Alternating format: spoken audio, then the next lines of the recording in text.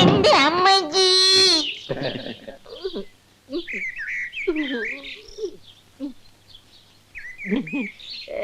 വീണതല്ല, സാഷ്ടാംഗം പ്രണമിച്ചതാ.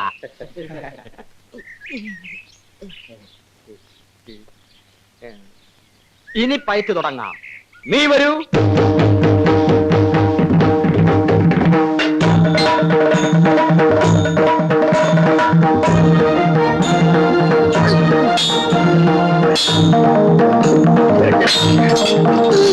എന്റെ അമ്മജി.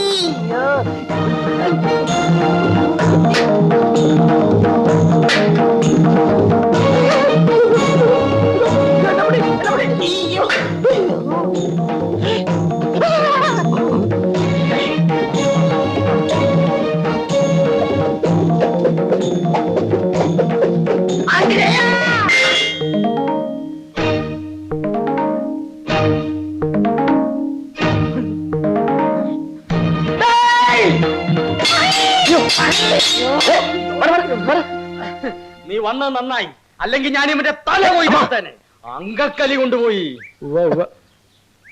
മിടുക്കൻ, നന്നായി പയറ്റുന്നുണ്ടല്ലോ. അത് പിന്നെ എന്റെ ശിഷ്യനല്ലേ. ചുമ്മാ ഇരടെ. എവിടെ പഠിച്ചത്? തുളുനാട്ടില്. ഇവിടെ വന്നിട്ട് 2 ദിവസമായുള്ളൂ. അത് പറ. അതല്ലേ എന്റെ പൊന്നനിയ, സ്നേഹം കൊണ്ട് പറയാ, അധിക ദിവസം ഇവിടെ നിൽക്കരുത്. ഇപ്പൊ അനിയ നന്നായി പയറ്റുന്നുണ്ടല്ലോ, അതൊക്കെ പോവും, നാശമാവും.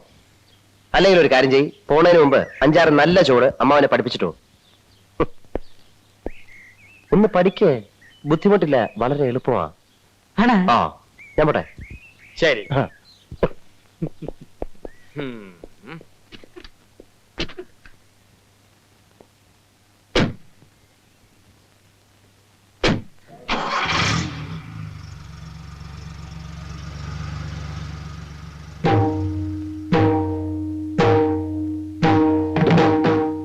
തുളുനാട്ടിൽ നിന്നും കള്ളപ്പയറ്റ് പഠിച്ചിട്ട് വന്ന കള്ളപ്പെടുവാ. ഇന്ന് ഇറങ്ങിക്കോണം ഈ അങ്കത്തട്ടിന്ന്, ഈ കൊട്ടാര വളപ്പിന്ന്, ഈ ടെറിട്ടറിന്ന്.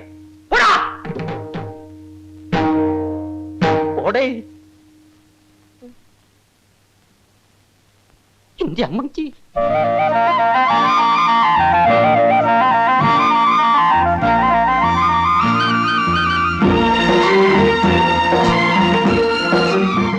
ഞാൻ കാരണം ജയം വൈകിയോ? ഇല്ല.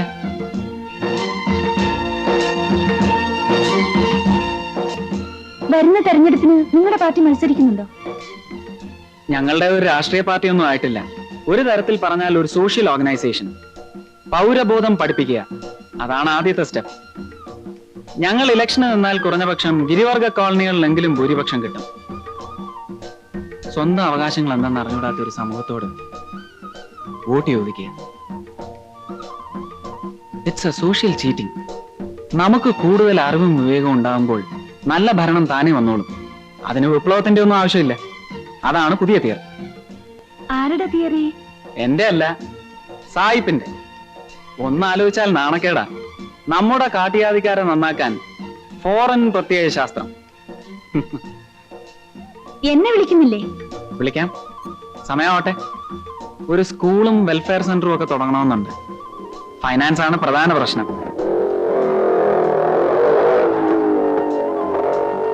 ഇത് ഞങ്ങളുടെ ഒരു പ്രവർത്തകനാണ്, രാജു.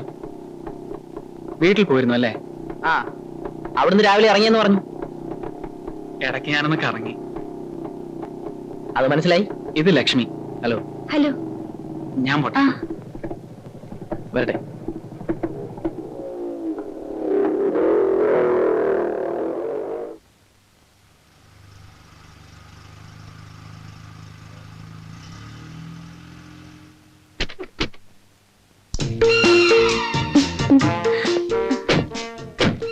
ഹലോ ലക്ഷ്മി.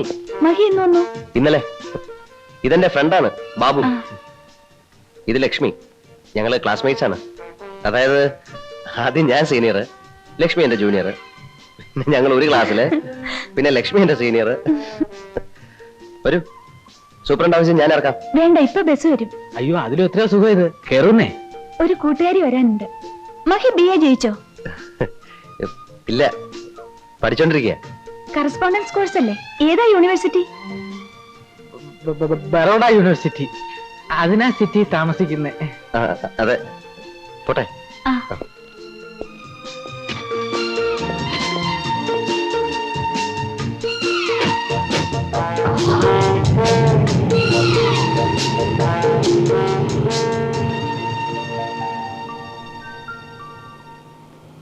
ഛേ, മാനം പോയല്ലോടാ. അവൾ എന്നെ കളിയാക്കാൻ തന്നെ ചോദിച്ചാ അല്ലടാ. അതെ അതെ. അല്ലല്ലയാ, എന്താ നിന്റെ ഡയലോഗിൽ ഒരു സോഫ്റ്റ് കോർണർ, ഒരു ശൃംഗാരം? പ്രേമം അവക്കോ? അല്ല എനിക്ക്. അപ്പൊ അവളോ? അവള് പ്രേമിക്കും, ഇല്ലെങ്കിൽ പ്രേമിപ്പിക്കും. എവിടെ? അടിച്ചും നിന്നായിരുന്നു ആ ഒറ്റ. ഒന്ന് തുറക്കുന്നേ.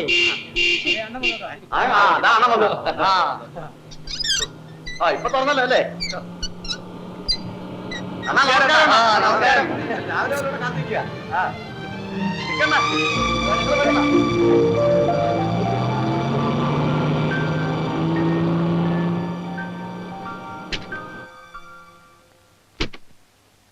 അണ്ണാ, അണ്ണന്റെ വാച്ച്മാൻ ഒരു മോശം. രാവിലെ മുതൽ ഞങ്ങളിവിടെ നിൽക്കുക. എന്നാ ഗേറ്റ് ഒന്ന് തുറന്നു തരാൻ പറഞ്ഞു, തുറന്നില്ല. എന്നാ ഈ 2 ദോശയും ചായയും പുറത്തേക്ക് തരാൻ പറഞ്ഞു, അതും തന്നില്ല. കാഞ്ഞ വയറാ. നിനക്കൊക്കെ വെച്ച് വിളമ്പി തരാൻ ഇതെന്തോ കൊട്ടാരം വക ഊട്ടുവരെയോ? അപ്പോ അണ്ണൻ വലിയ രാജാവാണെന്ന് പറയുന്നതോ? ഡാടാ, കൂടുതൽ സോപ്പും വേലയൊന്നും വേണ്ട. വന്ന കാര്യം എനിക്ക് മനസ്സിലായി.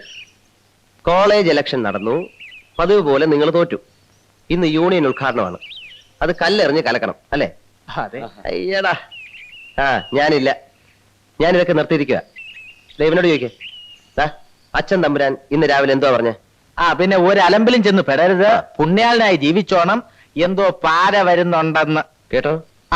ഞാൻ രാവിലെ കുളിച്ചു തൊഴുത് പുണ്യാളനായിട്ട് ഇവിടെ വന്നിരിക്കുന്നു. ദയവ് ഇതെന്നെ പിഴയാക്കരുത് പ്ലീസ്. ഇത് റിക്വസ്റ്റാ. ഇവിടെ നിറഞ്ഞില്ലെങ്കിലും ഒന്ന് ലീഡ് ചെയ്ത് തന്നാ മതി. Just A moral support. അത് തന്നെയുമല്ല, മുഖ്യമന്ത്രി എറിയാൻ കിട്ടുന്ന ഒരു സുവർണാവസരമാണിത്. ഇവിടുന്ന് എറിയുന്നത് കാണാൻ ഞങ്ങളുടെ കൂട്ടത്തിൽപ്പെട്ട പെണ്ണുങ്ങളെല്ലാം കാണും. സുധർമ്മ, മേരി ജോൺ, നമ്മുടെ ജെസി.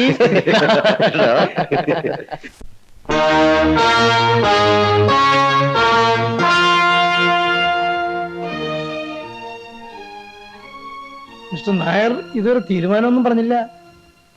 അതെ, ഇത്രയും സമയം ഞാൻ അത് ആലോചിക്കുകയായിരുന്നു. തമ്പുരാനെ പോലെയുള്ള വലിയൊരാൾ ഒരു കാര്യം പറയുമ്പോ എങ്ങനെയാ വയ്യാന്ന് പറയുന്നത്? പക്ഷേ എന്റെ പൊസിഷൻ കൂടി തമ്പുരാൻ ഒന്ന് മനസ്സിലാക്കണം. ഇലക്ഷനിൽ നമ്മുടെ കക്ഷി ജയിക്കുമെന്നുള്ളത് ഉറപ്പാ. അതിലെനിക്ക് ടെൻഷനില്ല. കാരണം പ്രതിപക്ഷത്തിന്റെ കുഴി അവര് തന്നെ തോണ്ടിയിട്ടുണ്ട്.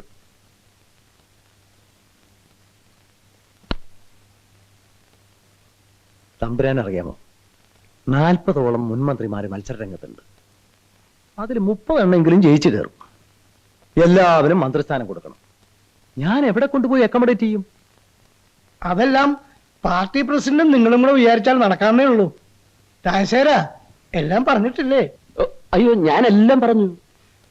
ഓരോരുത്തർക്കും ഓരോരോ ബുദ്ധിമുട്ടുകൾ. എങ്ങനെയെങ്കിലും ഇതൊന്ന് നടത്തി തരണം. പണം എത്ര വേണമെങ്കിലും ഞാൻ മുടക്കാം. പണമല്ല തമ്പുരാനെ ഈ പ്രശ്നം. വിശ്വംഭര, താൻ തന്നെ പറയും. ഞാൻ എന്ത് ചെയ്യണം? തമ്പുരാനെ, 2 കാര്യങ്ങളാണ് അവിടുന്ന് ആവശ്യപ്പെട്ടത്. അതിലൊരു കാര്യം ഞങ്ങൾ സാധിച്ചു തരാം. മഹേന്ദ്രന് ഞങ്ങൾ ഒരു സീറ്റ് കൊടുക്കാം. ജയിപ്പിച്ചെടുക്കേണ്ടത് തമ്പുരാന്റെ റിസ്ക്. പിന്നെ യാതൊരു രാഷ്ട്രീയ പാരമ്പര്യവുമില്ലാത്ത ഒരാളെ ആഭ്യന്തരമന്ത്രിയൊക്കെ ആക്കുക എന്ന് പറഞ്ഞാൽ ബാക്കിയുള്ളവരോട് ഞങ്ങൾ എന്ത് സമാധാനം പറയും? ഇത്തവണ തമ്പുരാൻ ഇതുകൊണ്ട് തൃപ്തിപ്പെടണം. അതെ, മഹേന്ദ്രൻ ചെറുപ്പല്ലേ, ഇനിയും സമയമുണ്ടല്ലോ. ഈ രാജവംശത്തിലെ ഇളം തലമുറക്കാരൻ വെറും ഒരു MLA ആകാന്ന് വെച്ചാൽ വേണ്ട, അത് വേണ്ട. വക്കീലേങ്ങി തരൂ. മൂന്നാറിൽ എനിക്കൊരു എസ്റ്റേറ്റ് ഉണ്ട്, തെക്കമ്പൂർ പ്ലാന്റേഷൻ. അത് ഞാൻ ഇഷ്ടദാനം തരാം. ആരുടെ പേരിൽ വേണമെന്ന് പറഞ്ഞാൽ മതി. അപ്പുറത്തിരുന്ന് രാമനാമം ചൊല്ലുന്ന എന്റെ അമ്മയെ നിങ്ങൾ കണ്ടില്ലേ? അവരുടെ കണ്ണടയും മുമ്പ് മഹേന്ദ്രനെ നിങ്ങളൊരു മന്ത്രിയാക്കണം. ഒരു കാര്യം നിങ്ങൾ ഓർക്കണം, രാജകുമാരനാണ് മഹേന്ദ്രൻ. ജാതകദോഷം, അല്ലെങ്കിൽ ഈ നാട് ഭരിക്കേണ്ടവനാണവൻ. അവനെ നിങ്ങൾ വെറും ഒരു MLA ആക്കുന്നത് അതെനിക്ക് മാനക്കേടാ. പറയൂ, എസ്റ്റേറ്റ് ആരുടെ പേരിൽ എഴുതണം? തമ്പുരാൻ ഞങ്ങളെ അഴിമതിക്കാരാക്കിയേ അടങ്ങൂ, അല്ലേ വിശുംബര? അയ്യോ,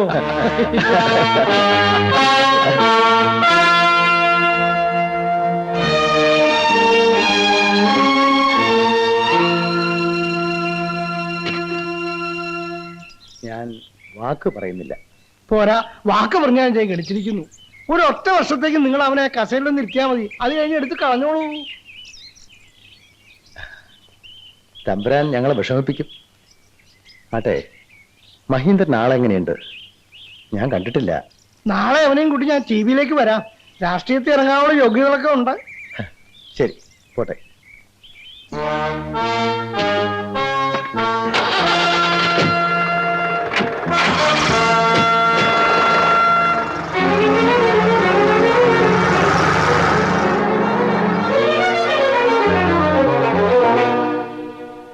അവിവേകം പൊറുക്കണം തമ്പുരാനെ. ലക്ഷക്കണക്കിന് രൂപ വിലയുള്ള എസ്റ്റേറ്റ് എഴുതി കൊടുത്തിട്ട് ഒരു വർഷത്തേക്ക് മാത്രം മന്ത്രിയാക്കണമെന്ന് പറഞ്ഞാ അത് എന്തൊരു നഷ്ടക്കച്ചവടാ. ഒരു കൊല്ലം അവൻ അവിടെ നിന്ന് ഇരുന്ന് കിട്ടിയാ പിന്നെ ദേവേന്ദ്രൻ വിചാരിച്ചാലും അവനെ അവിടെ നിന്ന് ഇറക്കിവിടാൻ സാധ്യമല്ല. അവൻ എന്റെ മകനാ, മനസ്സിലായോ ഏപ്യ?